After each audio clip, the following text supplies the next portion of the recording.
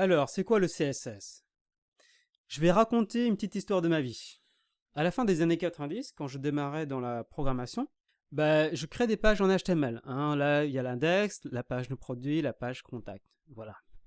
Et j'étais plutôt fier de moi. Et un jour, il y a mon chef qui arrive et qui me dit « Hey Philippe, écoute, aujourd'hui la tendance, c'est les textes en rouge. Alors j'aimerais que tu me changes tous les textes de tout le site en rouge. » Ah ouais, ah ouais, c'est-à-dire que il faudrait que j'aille dans chacune de mes pages HTML et que je change à chaque fois la balise H1.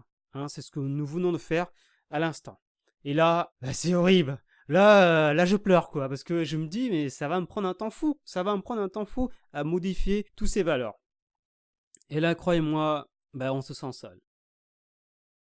Et puis un jour, j'ai découvert le CSS. Et ça a changé ma vie. Le CSS, qu'est-ce que ça veut dire? Ça veut dire Cascading Style Sheet. En gros, ça veut dire feuille de style en cascade.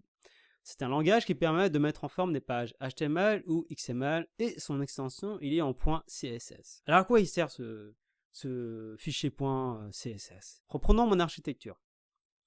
Là, sur la droite, j'ai mon fichier style.css et là, j'ai mis le sélecteur H1 avec ses propriétés couleur rouge.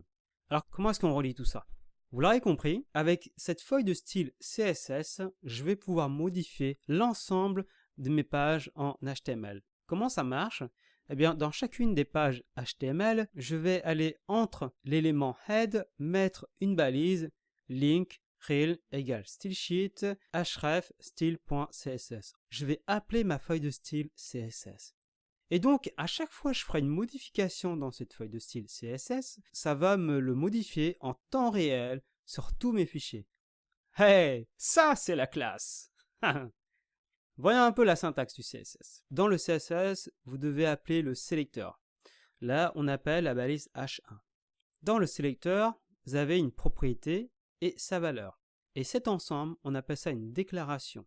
Donc quand vous codez avec un développeur et qu'il vous dit « déclare-moi telle ou telle valeur dans la balise H1 », ça correspond à ça. Ok, dans la déclaration, il peut y avoir plusieurs propriétés, ce qui ressemble à ça. Donc ça veut dire que le titre sera de couleur rouge et sa taille sera de 12 pixels. Et à chaque fois, on sépare les propriétés par un point-virgule, ce qu'on appelle un séparateur.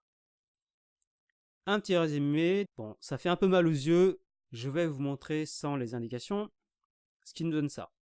Dans le code, il arrive qu'on y ait beaucoup plus de propriétés que ça. Dans ce cas-là, on le range de cette manière-là. Voilà les copains, j'espère que vous avez compris comment fonctionne le CSS. Dans le prochain chapitre, on va ajouter notre feuille de style dans notre page HTML. Allez, je vous dis à tout de suite.